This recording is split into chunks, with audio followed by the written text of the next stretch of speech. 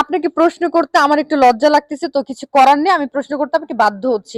এই যে আপনার ছেলের বউ বললো যে আপনি গর্ভবতী, আসলে এটা কি সত্যি না মিথ্যা, আপনি একটু ক্লিয়ার করে দিবেন। তোর কথা কি মা, শর্মেরও কথা, লজ্জারও কথা।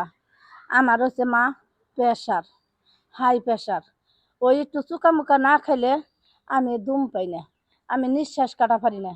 অন কয়দিন পোলারে কইছি ওষুধের কথা, ওষুধ আনে নাই, মনে হয় পোলার মনও নাই।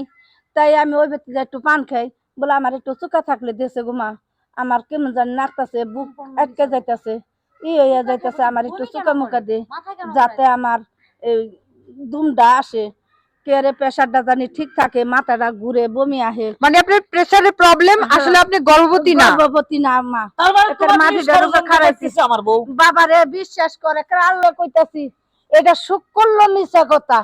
ও আমি এখন বুঝতে পারছি, আমি আর বুঝি তুই আমার মাছ নিয়ে ষড়যন্ত্র করতেছিস, আমার মা কারণে চিন্তা ভাবনা করতেছিস। কে রে, তোকে আমি কম ভালোবাসি, কথা কম কবি। ভালোবাসতে হইব না, আমি তোমার সংসার করবো না, তুমি তোমার মা নিয়ে থাকো।